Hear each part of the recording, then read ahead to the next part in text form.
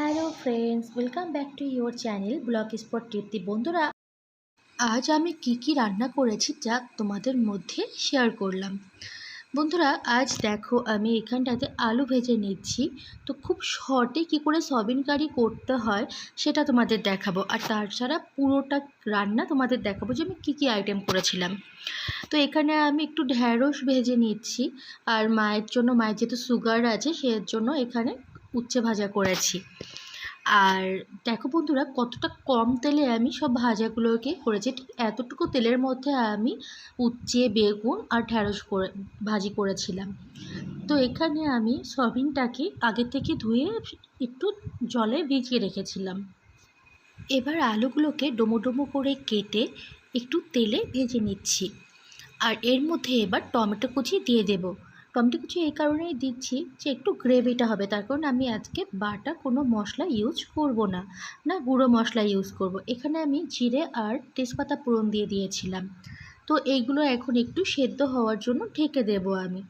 তো ঢেকে দেওয়ার পরে বন্ধুরা, তোমরা দেখতেই পাবে যে টমেটো আর আলুটা সুন্দর গলে যাবে। তারপর আমি সয়াবিনগুলোকে সেদ্ধ করে নিয়েছিলাম। এবার আমি সয়াবিনগুলো সুন্দর করে আবার ঠান্ডা জলে ধুয়ে এই মশলাটার মধ্যে দিয়ে দেব।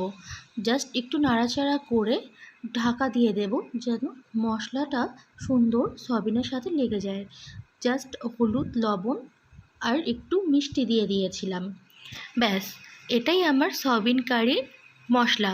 তো বন্ধুরা, তোমরা দেখো এখানটাতে পিওর ভেজ স্টাইলে যদি আমি সয়াবিন কারি করি বা তোমরা যদি করে থাকো, তো বুঝতেই পারবে যে টেস্টটা কতটা সুন্দর হয়।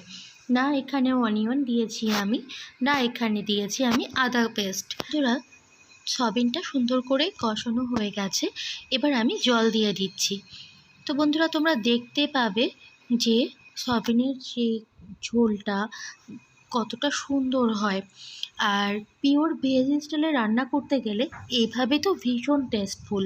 তারপর একটু স্লাইড গরম মশলার গুঁড়ো দিয়ে দিয়েছিলাম, যেহেতু বাড়ি থেকে সব মশলা আনা সম্ভব ছিল না, শুধু একটু গরম মশলার গুঁড়োটাই নিয়ে এসেছিলাম। দেখো বন্ধুরা, কতটা সুন্দর কালার এসছে। ফোড়টা সুন্দরভাবে আসার পরে আমি নামানোর আগে একটু ঘি দিয়ে দেব জাস্ট ফ্লেভারের জন্য।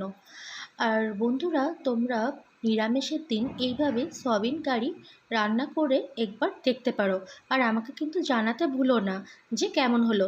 সকালে খাবার জন্য একটু ডাল রান্না করেছিলাম, তো একটু আছে সেটাও দেখিয়ে দিলাম। ডিম সেদ্ধটা আমার জন্য করেছি। ভালো লাগলে প্লিজ সাবস্ক্রাইব করে